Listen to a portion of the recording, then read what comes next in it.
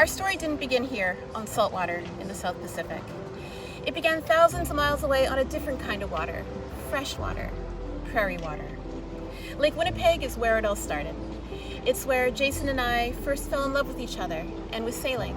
And it's also where our boys learned to set the sails themselves and read the wind. To tell that story, we have to go back.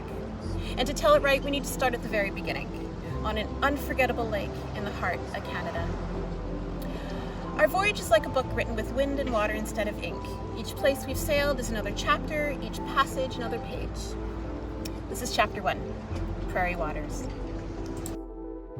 Lake Winnipeg is one of the largest freshwater lakes in the world, a huge inland sea stretching for more than 400 kilometers from north to south, and its moods shifting as quickly as the prairie skies above it.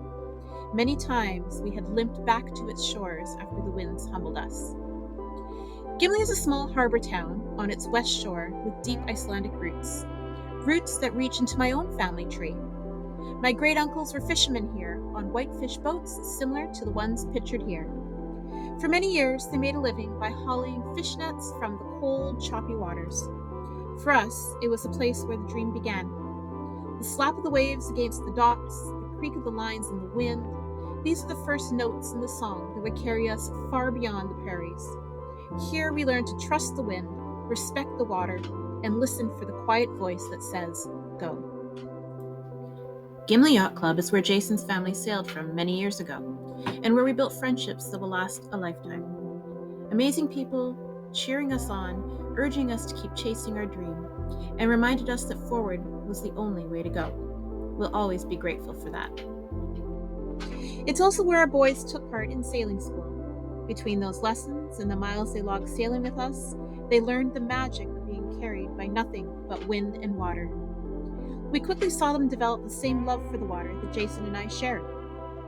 Our oldest son, Alex, was especially drawn to the Coast Guard crews stationed at the docks, hanging on to every word as they shared stories of rescues and rough seas. We didn't know it then, but those dockside chats were quietly charting his own course, one that would one day lead him to his career with the Canadian Coast Guard. Lake Winnipeg has often been called an inland ocean, and its name is well earned. One moment, it lures you in with gentle, sun-warmed breezes, and the next, it can turn fierce, whipping up white-capped waves out of nowhere. Okay, I figured we should probably get some video of what I do to relax on my days off. Yes.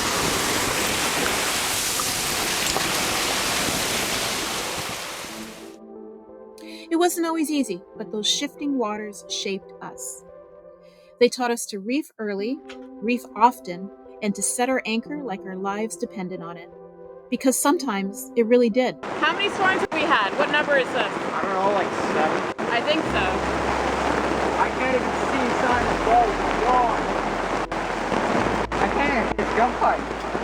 Mom. Wow.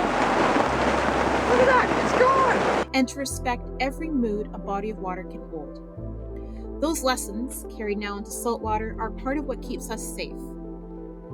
On Lake Winnipeg, for the most part, we are weekend warriors.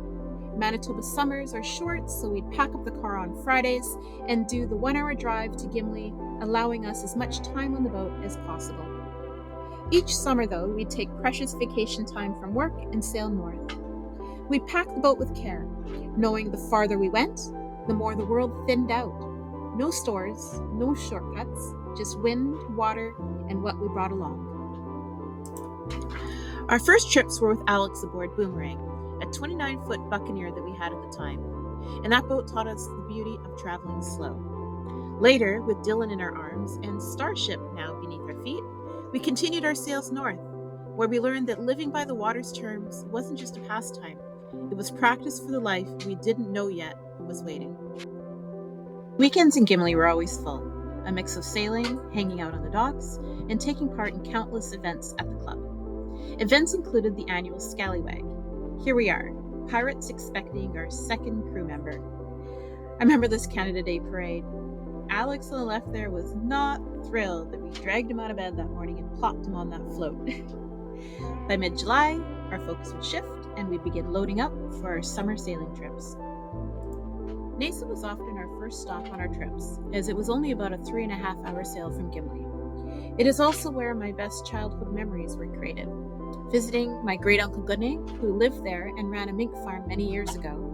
I remember visiting the feisty minks and wild kittens and then spending endless days playing on the beach with my younger brother and sister. Later with my family, it was a sailing destination that would kick off our adventures heading north. Stop in the pretty and historical Hecla village was our natural next hop along the west shore. Tied up to the secure dock, we loved following the self-guided walking trails. There we explored restored landmarks of places that flourished 100 years ago. The original schoolhouse, a typical family home, community hall and church. The history of fishing practices done there are also well documented along the trail and are very interesting to read. Hecla also has a well-stocked general store, our last chance for ice cream before we continued on. It's incredible how unique each of our stops were as we made our way up the lake. Black Island did not disappoint in its distinction. Halfway up the island are the sand dunes, the result of a past silica mining operation. It was a truly bizarre and interesting place to visit, as at times it made you feel like you were walking on a different planet. The inland water bodies there were not advisable for swimming, but okay for a paddle in the kayak. We just loved exploring the vast mountains and valleys of soft sand. The location did not provide protection for anchoring, so we would never stay the night there, but that's okay. Only a few hours further down the island provided us protected anchorages offering their own beauty. We'd spend days there swimming, exploring, fishing, and at times watching spectacular storms go by. Here I am perched at the top of the mast, enjoying a bird's eye view of our incredible surroundings there. As we made our way up and down the lake, we had to carefully budget our days. Knowing this, we would always try our best to allow us about 5 days to enjoy Rice River. After carefully navigating our way in between the shoals and islands, we'd watch the waters turn to the color of Coca-Cola. Sometimes we were there alone, and sometimes we got to enjoy the company of other boats.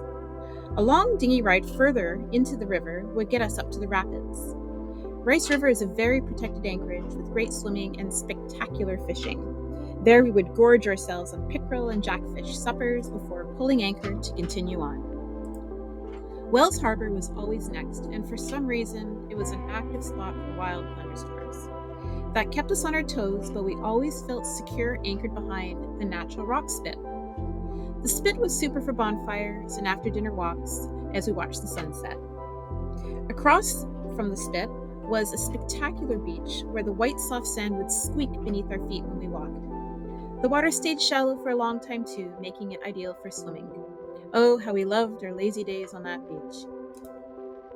After a full 10-hour sail, often carried by a variety of wind and weather, we arrived at Princess Harbor, home at the time to just 2 permanent residents, Ed and Brenda.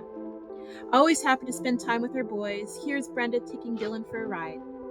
She always met arriving sailors at the dock with a guest book in hand, ready for signatures, and welcomed us into her lush garden to pick much-needed vegetables. We will always remember Ed and Brenda's kind and generous nature. Fresh berries were all over the island, ready for picking as well. A lot of our time was spent on that dock there, chatting, but the harbor held no shortage of history, charm, and quiet beauty waiting to be explored. Another full day of sailing would get us to Barron's Island. There we would drop our hook in an anchorage that I think deserves a much prettier name than currently being known as Swampy. Making our home in Swampy for a handful of days, we got to enjoy 2 worlds in one. A long sandy hill provided a North Lake exposure, boasting a beach that stretched as far as the eye could see, and at times kicked up some pretty rough waves. The other side of the hill was where we anchored, very shallow, always calm. It was the perfect place to play in the water and along the shores. The farther north we got, the more it was just us out there, and this was the perfect secure place to anchor and let us relax while our boys built forts and rafts. It was a place that let us ride out crazy thunderstorms without any worry at all. The farthest north we ever reached was George Island. Our first time there was with baby Dylan on board with us, only about 7 months old. Located deep in the North Basin, about 400 kilometers from Winnipeg, this island has a perfect natural harbor, marked with a safe passage through its narrow entrance. I remember the incredible feeling of achievement, being so remote with our boys, but having everything on board to eat well, have fun, feel comfortable, and stay safe. Once a busy fishing hub for whitefish, It was quiet now, acting as a remote treasure, locked in time, for us to explore and enjoy before pivoting south and retracing our favorite stops back along the lake. For a few of our trips, we would come back along the east shore, taking us to Victoria Beach. It was a unique place with a private resort kind of feel, and by then our supplies on board would be getting pretty slim. But that's okay, because we had wonderful friends there with a cottage who would welcome us in with hot showers, cold beer, and a feast. It was an awesome way to end our trips before doing the last 4-hour sail back to Gimli. All too soon, summer would fade and haul-out plans would begin. The inevitable deep freeze of winter meant every boat had to be lifted from the water and tucked away until spring. Then, as the ice finally loosened its grip, we'd launch again, and a new sailing season would be born. I loved making that video. I loved sailing down memory lane, remembering that time with our boys, and I swear at the time I thought those years would never end. But sitting here now, so many miles away, I can still hear that strong prairie wind. I can feel the cold, fresh water on my skin, and sense a pull for us to someday return to that lake again.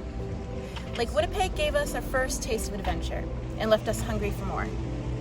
In our next video, our story turns a page onto bigger waters as our vision starts to take shape. This is where prairie waters ends and saltwater dreams begin.